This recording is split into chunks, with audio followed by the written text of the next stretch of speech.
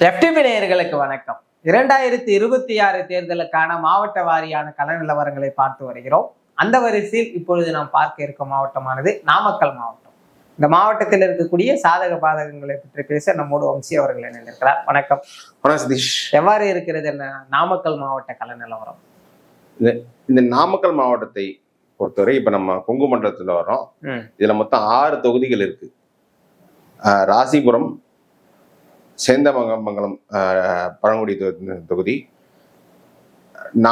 நாமக்கல் தொகுதி, அப்புறம் திருச்செங்கோடு, பரமத்திவேலூர், குமார்பாளையம்.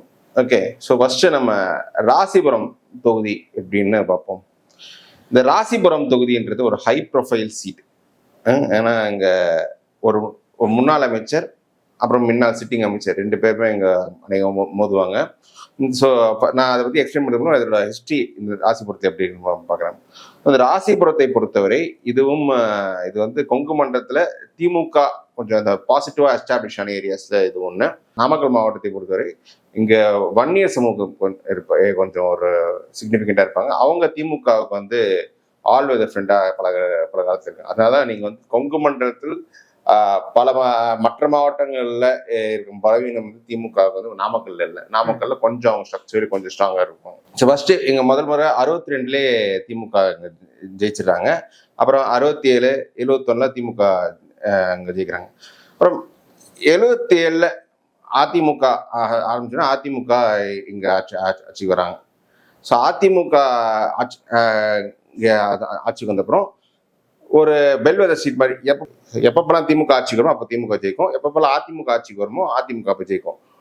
ஒரு பெரிய எக்ஸப்ஷன் எப்போ வரும்னா 96 அதிமுக படுமோசமா தமிழ்நாடு முழுக்க தோக்கும் போது இங்க PR சுந்தரம் வந்து இந்த ராசிபுரத்துல ஜெயிக்கிறாரு. அது 96 பெரிய எக்ஸப்ஷன். அதுக்கப்புறம் அதே ட்ரெண்ட் தொடர்ந்துட்டு இருக்கு. இப்போ 2021 இங்க வந்து சிட்டிங் மினிஸ்டர் திருமதி சரோஜா அவர்களை வீழ்த்தி இங்க மதிவேந்தன் ஜெயிக்கிறார். மதிவேந்தன் இப்போ சிட்டிங் மினிஸ்டரா இருக்காங்க. ஸோ மீண்டும் 26 வந்து சரோஜா தான் போட்டிடுவாங்க. அவங்க ஏதோ மதிவேந்தன் நினைப்பாங்க. ஸோ 2 எக்ஸ் மினிஸ்டர் ஒரு சிட்டிங் மினிஸ்டர் ஒரு ஃபைட்டாக இருக்கும். ஒரு ஹை ப்ரொஃபைல் சீட் இது. இந்த சீட்டை பொறுத்த வரைக்கும் 2011 எப்படி ட்ரெண்ட் இருந்திருக்கு அப்படின்னு பார்க்கலாம். 2011 பொறுத்தவரை இங்க வந்து தனபால் அதிமுக முன்னாள் ஸ்பீக்கர் அவர் தான் கண்டெஸ்ட் பண்றாரு எங்க ராசிபுரத்துல. அவருக்கு எதிராக திமுகவில் அன்றைக்கு இருந்த VP துரைசாமி கண்டெஸ்ட் பண்றாரு. திமுக வந்து இங்க 40% எடுக்கிறாங்க. ஸோ ஸ்டேட் ஆவரேஜை விட இங்க அதிகமா இருக்கு. ஸோ நான் முன்னவே சொன்னேன், இங்க வந்து திமுக வந்து கொஞ்சம் பாசிட்டிவ் ஓட்டு கொஞ்சம் இருக்கு. அதனால இங்க கொஞ்சம் நீங்க கொங்குல மற்ற பகுதியில் இருக்க பலவீனம் வந்து இங்க இருக்காது அப்படின்னு. அடுத்து 2016 திருமதி சரோஜா அவர்கள் கண்டெஸ்ட் பண்றாங்க. எதிர்த்தாப்புல VP துரைசாமி மீண்டும் கண்டெஸ்ட் பண்றாரு. இந்த முறை வந்து VP துரைசாமி கொஞ்சம் ஓட்டு இன்க்ரீஸ் பண்ணி இருக்காரு. பட் சரோஜாவும் நல்ல 46% ஓட்டு எடுத்துடுறாங்க, வெற்றி பெறாங்க. 3வது இடத்துல பாமக அவங்க 3% ஓட்டு எடுத்துட்டு இருக்காங்க. VCK ஒரு 2% ஓட்டு எடுத்து இருக்காங்க. 21 வரும்போது அதிமுக பாமக கூட்டணி, திமுக VCK கூட்டணி அப்படி இருக்கும்போது 2 பேருமே 45% மேல எடுக்கிறாங்க. ஸோ கிட்டத்தட்ட 90% ஓட்டுன்றது இந்த 2 அணிகளுக்குள்ளேயே இருக்கு. அப்புறம் ரெண்டு ஒரு எக்ஸ் மினிஸ்டர் அப்புறம் ஒரு ஃபியூச்சர் மினிஸ்டர் ஆகக்கூடியவர் அவங்க 2 பேரும் அங்கே இருக்காங்க. மதிவேந்தன் 46% ஓட்டு எடுத்துக்கிறாரு. 46.5. சரோஜா 45.5 ஓட்டு எடுத்து அவங்க 2000 ஓட்டு வித்தியாசத்துல அவங்க தோக்குறாங்க. இப்போ மீண்டும் தேர்தல் வரும்னா 2 பேருக்கும் கடுமையான போட்டி இருக்கும். நல்ல ஏன்னா அவங்க மினிஸ்டர்ஸ் தொகுதின்றது போல் மேனேஜ்மெண்ட் ரொம்ப ஸ்ட்ராங்கா இருக்கும். திமுகவை பொறுத்தவரை இங்க ஆர்கனைசர் ராஜேஷ்குமார் அவர் நல்ல ஒரு பவர்ஃபுல்லான ஆர்கனைசர் அங்கே இருக்கார். ஸோ கடுமையான போட்டி இருக்கும். இதுல இப்போ நாம் தமிழர் வந்து 2016 ஃபர்ஸ்ட் கண்டெஸ்ட் பண்ணும்போது வெறும் 2000 ஓட்டு தான் இங்க எடுக்கிறாங்க. ஸோ 2000 ஓட்டு எடுத்த நாம் தமிழர் வந்து இப்போ 2021 11,000 ஓட்டு எடுக்கிறாங்க. ஸோ அந்த 10% கிட்டத்தட்ட ஒரு 500% ஜம்ப். 500% ஜம்ப் மட்டும் நடக்காம இருந்தா இந்த 11,000 ஓட்டுல பெரும்பகுதி அதிமுக போயிடும். அதிமுக ஜெயிச்சிருக்கும், சரோஜா ஜெயிச்சிருப்பாங்க. ஸோ நம்மளோட எமர்ஜென்சி வந்து அதிமுகவை இந்த தொகுதியில் பலவீனப்படுத்திருக்கு. இப்போ 2024 பார்லிமெண்ட்ல எப்படி பெர்ஃபார்ம் பண்ணிருப்பாங்க? நாம் தமிழர் 7% எடுத்திருக்காங்க, பாஜக என்டிஏல வந்து 9% வந்திருக்கு, அதிமுக 38%, திமுக 41%. ஸோ இந்த பாஜக எமர்ஜென்சில வந்து திமுகவுக்கும் சிக்னிஃபிகண்ட் இம்பாக்ட் ஆயிருக்கு. 46 41 வந்திருக்காங்க. இப்போ இந்த பாஜக அதிமுக சேரும் பட்சத்தில் இவங்க 47% வராங்க. ஸோ அந்த சரோஜாக்கு இங்க ஒரு சின்ன எட்ஜ் கிடைக்கும் தான் நான் நம்புறேன். If there is 100% vote transfer. நாம் தமிழர் மற்றும் விஜய் என்ட்ரி அது கூட ஒரு திமுகவுக்கு ஒரு சின்ன இம்பாக்ட் இங்கே ஏற்படுத்தலாம். அந்த அடிப்படையில் நான் வந்து இந்த தொகுதி வந்து அதிமுகவுக்கு ஒரு நல்ல எட்ஜ் கொடுக்குறேன் சரோஜாவுக்கு. அடுத்து சேந்தமங்கலம். சேந்தமங்கலத்தை பொறுத்தவரை தமிழ்நாட்டில் இருக்கக்கூடிய 2 ட்ரைபல் சீட்ஸ்ல இது ஒன்று. நீங்க வந்து இந்த தொகுதி வந்து ஒரு ராசிபுரம் அளவுக்கு அங்க திமுக அங்க கண்டியூசிவா இல்லை இல்லாட்டியும் இங்க வந்து ரீசெண்ட் டைம்ஸ் திமுக கொஞ்சம் நல்லா ஸ்ட்ராங்கா தான் வளர்ந்துருக்குன்னு பார்க்கணும். இப்போ நம்ம 2 பார்த்தோம் வச்சுக்கோங்க, திமுக வந்து 62 இங்கேயும் திமுக 62 இங்கேயும் ஜெயிக்கிறாங்க. ஆனா 67 தோக்குறாங்க, 71 மீண்டும் திமுக ஜெயிக்கிறாங்க. அப்புறம் 77 இந்த அதிமுக தொடங்கினப்போ தொடர்ந்து திமுக தோல்வி அடைந்தாங்க. அப்போ 96 திரும்ப மீண்டும் ஜெயிக்கிறாங்க. அப்புறம் 2006 ஜெயிக்கிறாங்க. அப்புறம் அதன் பிறகு இப்போ 2021 திமுக ஜெயிக்கிறாங்க. அதிமுகவை பொறுத்தவரை இந்த இடைப்பட்ட காலத்தில் நல்லாவே கொஞ்சம் ஜெயிக்கிறாங்க. இதுல வந்து 96 திமுகவில் போட்டிட்டு ஜெயிச்ச சந்திரசேகரன் தான் போய் 2016 அதிமுகவில் போட்டிட்டு இங்க எம்எல்ஏ ஆகிறாரு. அந்த சந்திரசேகரன் வந்து என்னன்னா இந்த 2021 இண்டிபெண்டா கண்டெஸ்ட் பண்ணி கொஞ்சம் ஓட்டு பிரிக்கிறாரு. அதனாலதான் இங்க ஒரு பெரிய ரிசல்ட் சேஞ்ச் இருக்கு. நம்ம அதை பத்தி பேசலாம். ஃபர்ஸ்ட் இப்போ 2011 எப்படி இங்க எலெக்ஷன் போயிட்டுன்னு பார்க்கலாம். இப்போ 2011 டேட்டா எடுத்து பார்த்தோம்னா தேமுதிக இங்க வெற்றி பெறாங்க. தேமுதிக வேட்பாளர் திருமதி சாந்தி வந்து 47% ஓட்டு எடுத்து ஜெயிக்கிறாங்க. திமுக சேர்ந்த பொன்னுசாமி இவர் தான் 2006 ஜெயிக்கிறாரு. அவரு 11 சிட்டிங் எம்எல்ஏ வர அவர் 42% ஓட்டு எடுத்திருக்காங்க. ஸோ ஸ்டேட் ஆவரேஜை விட இங்க அதிகமாக தான் இருக்கு. அடுத்து 2016 அதிமுகவை சேர்ந்து சந்திரசேகரன் 96 திமுக போட்டியிட்டவர் அதிமுக வந்து இங்க ஜெயிக்கிறாரு. அவர் 48% ஓட்டு எடுக்கிறாரு. 2வது இடத்துல திமுகவை சேர்ந்த பொன்னுசாமி இப்போ பொன்னுசாமி மீண்டும் கண்டெஸ்ட் பண்ணி அவரு 41% எடுத்திருக்காரு. 11 எடுத்த ஓட்டு கொஞ்சம் குறைவு. காரணம் அப்போ வந்து பாமக கொஞ்சம் வந்து ஓட்டு கொஞ்சம் ஸ்பிளிட் பண்ணியிருக்காங்க நினைக்கிறேன். அது வந்து திமுக பாமக கூட்டணி 2011.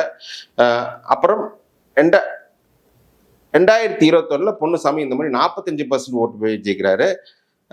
அதிமுக வந்து இந்த சந்திரசேகரன் சீட்டு கொடுக்கல, சந்திரன் ஒரு கேண்டிடேட் கொடுக்குறாரு, 40% இருக்கிறது.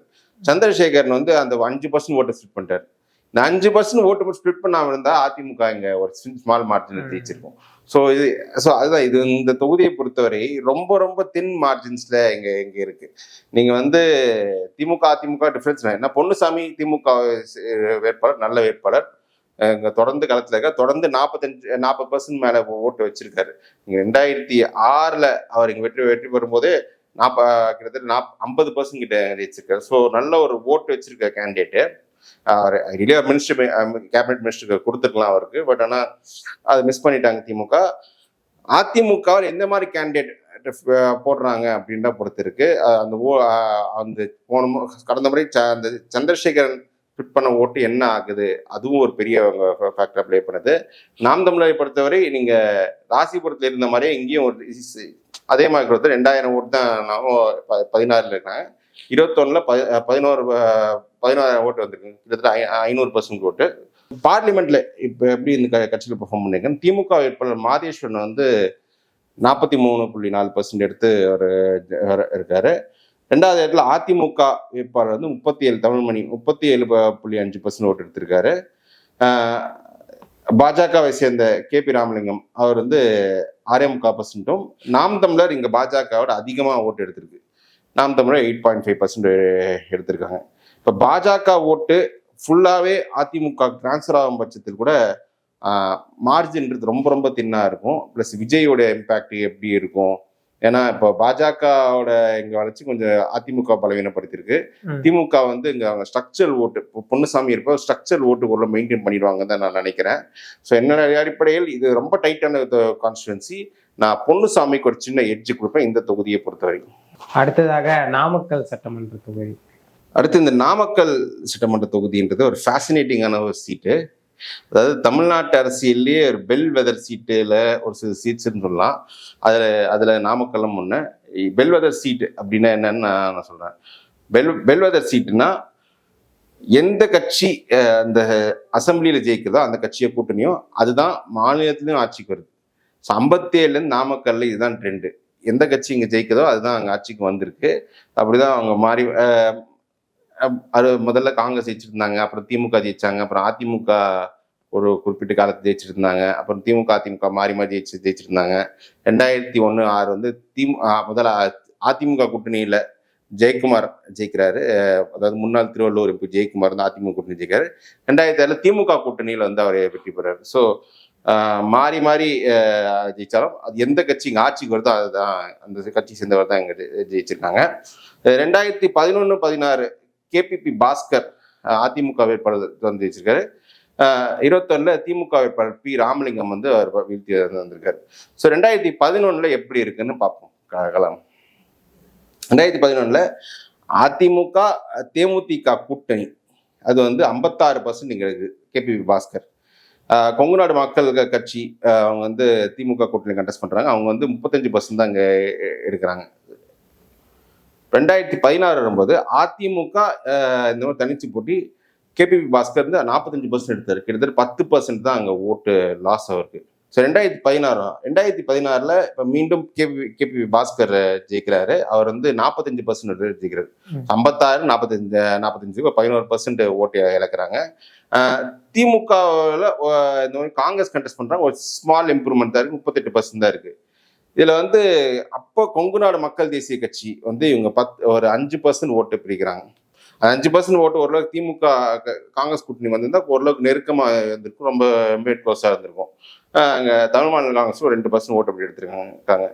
நாம் தமிழர் 2016 மற்ற தொகுதி போகும்போது அதே 2000 மார்ஜின்ல இங்க இருக்காங்க. 21 இருக்கும்போது அந்த திமுக கொங்கு நாடு மக்கள் தேசிய கட்சியோட கம்பைன்ட் எஃபெக்ட் வந்து இங்க நல்லா ஒர்க் இருக்கு. அந்த இந்த தமாக ஓட்டு கொஞ்சம் உள்ள வந்து கொஞ்சம் ஆன்டி கேபிபி பாஸ்கர் ஓட்டு கொஞ்சம் இழந்ததால கொஞ்சம் ஓட்டுக்கு நிறைய இழந்ததால திமுக வேட்பாளர் பி ராமலிங்கம் வந்து 51% போயிடுறாரு. அதிமுக கேபிபி பாஸ்கர் வந்து தனிச்சு போட்டிட்டு 45% எடுத்த ஒரு சுச்சுவேஷன்ல வந்து அதிமுக பாமக பாஜக கூட்டணி இருக்கும் 38% தான் வருது அவர். ஸோ இந்த இது பெரிய செட்பேக்கு. பெரும் பகுதி ஓட்டு வந்து அவர் வந்து நாம் தமிழர் கட்சிக்கு இங்கே இறந்திருக்கு. நாம் தமிழர் கட்சி வந்து இங்கேயும் நம்ம ராசிபுரம் சேர்ந்தவங்களை பார்க்கணுமா அதே மாதிரி ஒரு 500% வளர்ச்சி இங்கே இருக்கு. 10,000 ஓட்டு எடுத்திருக்காங்க. கிட்டத்தட்ட 5% ஓட்டு எடுத்திருக்காங்க. இதுல 2024 பார்லிமெண்ட் பொசிஷன் இங்க எப்படின்னு பார்த்தோம்னா வச்சுக்கோங்க, பிஜேபி சேர்ந்த கேபி ராமலிங்கம் வந்து 9.5% ஓட்டு எடுத்திருக்காரு. திமுகவை சேர்ந்த மாதீஸ்வரன் 41% எடுத்திருக்காரு. அதிமுகவை சேர்ந்த தமிழ்மணி வந்து 35% எடுத்திருக்காங்க. நாம் தமிழ் வேட்பாளர் கனிமொழி அதே மாதிரி ஒரு அந்த 10,000 இன்னொரு 5,000 ஓட்டு இன்க்ரீஸ் பண்ணி கொஞ்சம் இங்க கிட்டத்தட்ட அவங்களும் 9% ஓட்டு எடுத்திருக்காங்க. ஸோ என்னை பொறுத்தவரை இந்த தொகுதி என்பது நம்ம கெமிஸ்ட்ரி எப்படி ஒர்க் அவுட் ஆகுது அப்படின்றத மெயினா பார்க்கணும். இதுல கண்டிப்பா எனக்கு தெரிஞ்சு பி ராமலிங்கமும் கேபிபி பாஸ்கரும் தான் மீண்டும் கண்டெஸ்ட் பண்ணாங்க. நான் வந்து 2016 எடுத்த பாஜக ஓட்டு வந்து கேபிபி பாஸ்கர் டிரான்ஸ்ஃபர் ஆகலை, அந்த ஆங்கிள் சொல்றேன். அப்படி இருக்கும்போது 2024 எடுத்த ஓட்டும் எனக்கு டிரான்ஸ்ஃபர் ஆகுமா அப்படின்னு சந்தேகம் தான். ஆன்டி இன்கம்பன்சி ஃபேக்டர்ஸ் தான் இருந்தாலும் எனக்கு வந்து அந்த 9% ஓட்டும் ஃபுல்லா டிரான்ஸ்ஃபர் ஆகுமா அப்படின்றது தெரியல. திமுகவும் கொஞ்சம் அவங்க கொஞ்சம் மாதீஸ்வரன் கொஞ்சம் ஒர்க் அவுட் பண்ணி கொஞ்சம் அந்த ஓட்டு ரீட்டைன் பண்ணிட்டாங்க. அதாவது கேபிபி திமுக சேர்ந்த பி ராமலிங்கம் கூட அவர் கொஞ்சம் லோக்கலில் கொஞ்சம் நல்ல கொஞ்சம் செல்வாக்கான வேட்பாளராக இருக்காரு. அவர் கொஞ்சம் ஓட்டை ரீட்டைன் பண்ணா கூட கொஞ்சம் நெக் டு நெக்கா வரும். எனக்கு தெரிஞ்சு இந்த ஓட் டிரான்ஸ்ஃபரிங் இங்க இந்த 2016-21 ட்ரெண்டை பார்க்கும்போது vote transfer BJP to ADMK ஒழுங்காகுமா அப்படின்ற சந்தேகமா இருக்கும் பட்சத்தில் நான் வந்து ஒரு சின்ன எட்ஜ் வந்து திமுகவுக்கு இந்த தொகுதியில் நான் கொடுக்குறேன். அடுத்து வந்து இந்த பரமத்தி வேலூர் சட்டமன்ற தொகுதி. இந்த தொகுதி வந்து 2008 டீலிமிட்டேஷனுக்கு அப்புறம் தான் உருவாக்குறாங்க. அதில் ஃபர்ஸ்ட் எலெக்ஷன் 11 எலெக்ஷன். அதில் வந்து யூத் அணியரசு கொங்கு நாடு மக்கள் இளைஞர் பேரவை கட்சி நடத்திட்டு இருக்காருல, அவர் வந்து ஜெயிக்கிறாரு. இங்கே 11 ஜெயிக்கிறாரு. அப்புறம் 16ல் திமுக ஜெயிக்கிறாங்க. திமுக இப்போ எதிர்கட்சியாக இருக்கும் ஜெயிக்கிறாங்க. 21ல் ஆளுங்கட்சியா வரும்போது திமுக தோக்குறாங்க, அதிமுக ஜெயிக்கிறாங்க. ஸோ அந்த அளவுக்கு ஒரு ஒரு வித்தியாசமான தொகுதி அது இது இருக்கு. இப்போ 2011 எடுத்துட்டு வச்சுக்கோங்க, தனியரசு வந்து இங்க 54% ஓட்டு தெரிஞ்சுக்கிறாங்க அதிமுக தேமுதிக கூட்டணியில. திமுக சார்பா அப்போ அந்த தொகுதியில பாமக போட்டிடுறாங்க, அவங்க 34% ஓட்டு எடுக்கிறாங்க. அடுத்து 16ல் ரொம்ப நெக் டு நெக் ஃபைட்டு. திமுகவை சேர்ந்த KS மூர்த்தி வந்து 42% ஓட்டு எடுத்து இங்க ஜெயிக்கிறாரு. அவர் ரொம்பவே க்ளோஸ், ஒரு 1000 ஓட்டு வித்தியாசத்துல அதிமுக வேட்பாளர் ராஜேந்திரன் தோக்குறாரு. தேமுதிக வந்து நான் ஒரு 3.5% ஓட்டு எடுத்திருக்காங்க. கொங்கு நாடு மக்கள் தேசிய கட்சி 3% எடுத்திருக்காங்க. ஸோ ஐட்லி திமுகவும் கொங்கு நாடு மக்கள் தேசிய கட்சி சேர்ப்போம் 45% இங்க வரணும். ஆனா இங்க வரல. அதே 42% தான் 21ல் நடந்திருக்கு. 2022 ரிசல்ட் எடுத்து பார்த்தோம்னா KS மூர்த்தி வந்து கிட்டத்தட்ட 42-43% அவள் தான் எடுத்திருக்காங்க. கொங்கு நாடு மக்கள் தேசிய கட்சி ஓட்டு வந்து இங்க டிரான்ஸ்ஃபர் ஆகல. அதிமுக அது வந்து மாறாக அதிமுக வேட்பாளர் திரு சேகருக்கு டிரான்ஸ்ஃபர், அவர் 47% ஓட்டு எடுத்துறாரு. அதனால எங்க வெற்றியும் இங்க வந்து நீங்க நாம் தமிழர் கட்சியுடைய பெர்ஃபார்மன்ஸ் பார்த்தோம்னா கிட்டத்தட்ட மற்ற இந்த தொகுதியில் பார்த்த மாதிரி தான். இவங்க வந்து 2000 ஓட்டு 16ல் தாண்டல. ஆனால் நீங்கள் வந்து 21ல் 11,000 ஓட்டு எடுத்துடுறாங்க. ஸோ அவர் நாம் தமிழர் ட்ரெண்ட் வந்து நம்ம இது வரைக்கும் பார்க்குறது வரை எல்லா தொகுதியிலுமே அந்த லோக்சபா அந்த டிஸ்ட்ரிக்ட் செக்மெண்ட் ஃபுல்லாகவே ஒரே மாதிரி தான் இருக்கு. இங்கேயும் அப்படித்தான் இருக்கு. 2024 பொசிஷனை பொறுத்தவரை இங்க வந்து அதிமுகவுக்கு லீடு இருக்கு. 41% அதிமுக அங்க லீட் பண்றாங்க. திமுக வேட்பாளர் மாதேஸ்வரன் 37% எடுத்திருக்காங்க. இது இல்லாமல் பாஜக வேட்பாளர் KP ராமலிங்கம் 8% ஓட்டு இருக்கு. நாம் தமிழருக்கு 8.3% ஓட்டு இருக்கு. ஸோ அந்த அடிப்படையில் பார்க்கும்போது இங்க அதிமுக வந்து ரொம்பவே கம்ஃபர்டபுளா இருக்காங்க. இங்க வந்து இந்த தொகுதி தக்க வச்சுக்கிற பொசிஷன்ல அங்க இருக்காங்க. அன்லஸ் சரண்டில் ஏதோ ஒரு அந்த கேண்டிடேட் மீது திருப்தி இல்லாத வரை அதிமுக இங்க தக்க வைக்கிற பொசிஷன்லாம் பரமத்தியூர்ல இருக்காங்க. அடுத்ததா திருச்செங்கோடு சட்டமன்ற தொகுதி, அங்க நிலவரம் எவ்வாறு இருக்கு? திருச்செங்கோடு சட்டமன்ற தொகுதியை பொறுத்தவரை இங்க வந்து கொங்கு நாடு மக்கள் தேசிய கட்சி தலைவர் ஈஸ்வரன் கண்டெஸ்ட் பண்றாரு. அவர் இந்த முறை ஜெயிப்பாரா இல்லையான்னு பார்க்கறதுக்கு முன்னாடி ஃபர்ஸ்ட் இங்க திருச்செங்கோடோட ட்ரெண்ட் எப்படி இருக்கு அப்படின்னு பார்ப்போம். திருச்செங்கோடை பொறுத்தவரை இதுவும் ஒரு என்ன சொல்றது, ஒரு பெல்வெதர் கான்ஸ்டிடுவன்சி மாதிரி தான் இது இருந்திருக்கு. தொடர்ந்து எந்த கட்சி மாநிலத்தில் ஆட்சியோ அந்த கட்சி தான் இங்க வெற்றி பெற்றிருக்கு. அது இந்த தொகுதியை வச்சு கணிச்சிருக்கலாம். பட் ஒரே ஒரு முறை தான் எக்ஸெப்ஷன் இருக்குது. எப்படின்னா 2006ல் முன்னாள் அமைச்சர் தங்கமணி வந்து இங்க ஜெயிக்கிறார். அப்போ திமுக மாநிலத்தில் ஆட்சியோ தங்கமணி வெற்றி, அந்த தங்கமணி தான் அந்த ட்ரெண்டை உடைக்கிறார். அதன் பிறகு வந்து ஒரு ஆளும் தரப்பு ஃபேவரபுளாகவே ட்ரெண்ட் இங்கே இருந்திருக்கு. ஸோ 2011ல் இங்கே எப்படி இருக்குன்னு பார்க்கலாம். ஸோ இப்போ 2011 டேட்டா எடுத்து பார்த்தோம்னா தேமுதிக இங்கே வெற்றி பெறுது. தேமுதிக வந்து 52% ஓட்டு எடுத்து ஜெயிக்கிறாங்க. அதுக்கு ஏற்ற காங்கிரஸ் திமுக கூட்டணி காங்கிரஸ் அவங்க 36% எடுக்கிறாங்க. 16ல் எப்படின்னா இப்போ திமுகவே கண்டெஸ்ட் பண்ணுறாங்க. பாரியில் அங்கே ஒன்று திமுக கண்டெஸ்ட் பண்ணுறாங்க. அவங்க ஒரு 4000 ஓட்டு வித்தியாசத்தில் தான் திமுக தோக்குது. இப்போ 16ல் அதிமுக வேட்பாளர் பொன் சரஸ்வதி 41% எடுத்துடுறாங்க. இங்க தேமுதிக கொங்கு நாடு மக்கள் தேசிய கட்சிலாம் தலா 3% ஓட்டு எடுத்துடுறாங்க. பாஜகவும் 1% ஓட்டு எடுத்துடுது. நாம் தமிழரும் நீங்க வந்து பாத்தீங்கன்னா இங்க வந்து ஒரு அந்த 2000 ரேஞ்சில் இங்க ஓட்டு எடுத்துடுறாங்க. 21ல் இங்க எப்படி கிளம்ப போகுதுன்னா ஈஸ்வரன் வந்து 44% ஓட்டு எடுத்து ஒரு ஸ்மால் மார்ஜின்ல மேல வந்து ஜெயிக்கிறாரு. அதிமுக பொன் சரஸ்வதி அவங்களும் கொஞ்சம் போன வாட்டியோட கொஞ்சம் இன்க்ரீஸ் பண்ணியிருக்காங்க. பட் அதான் ஈஸ்வரன் கண்டெஸ்ட் பண்றதால திமுக டு கொங்கு நாடு மக்கள் தேசிய கட்சி ஆக்சுவலி திமுக சிம்பிள் தான் கண்டெஸ்ட் பண்றாரு. அந்த 100% ஓட் டிரான்ஸ்ஃபர் தான் அவருக்கு வந்துடுது. வேறு அது வந்து அந்த ஒரு சின்ன எட்ஜு கொடுக்குற அதை கரெக்டாக 44% ஜெயிச்சிருது. பொன் சரஸ்வதிக்கு வந்து அது பெருசா ஒரு 4% தான், ஒரு 2% தான் தன்னோட ஓட்டு இன்க்ரீஸ் பண்ண முடிஞ்சது. அந்த தேமுதிக ஓட்டுன்றது கொஞ்சம் ஃபுல்லா தேமுதிக ஒரு இங்க கூட்டணி வச்சிருந்தா மேபி வாய்ப்பு இருந்திருக்கலாம். தேமுதிக கொஞ்சம் ஓட்டை கொஞ்சம் பிரிச்சிருக்காங்க, அதனால அவங்க சாதிக்க முடியல. நாம் தமிழரும் கொஞ்சம் அதிகமா இந்த மற்ற நம்ம தொகுதியில் பார்க்கும்போது 11,000 அந்த ரேஞ்ச் இருக்காங்க. இந்த தொகுதியில வந்து 2020 13,000 ரேஞ்சு வந்துட்டாங்க. ஸோ இதுவும் அதிமுகவுக்கு வந்து இந்த தொகுதியில பின்னடைவா போயிடுது. 2024 பொசிஷன் பார்த்தா இங்க வந்து அதிமுக 35% எடுக்கிறாங்க. திமுக வேட்பாளர் மாதேஸ்வரன் அவருக்கு உங்களான மக்கள் தேசிய கட்சி சேர்ந்தவர் தான், அவர் 41% எடுக்கிறாரு. பாஜக இங்க 10% ஓட்டு எடுத்திருக்காங்க. நாம் தமிழரும் வந்து கொஞ்சம் ஓட்டு இன்க்ரீஸ் பண்ணி இங்கேயும் ஒரு 9% எடுத்திருக்காங்க.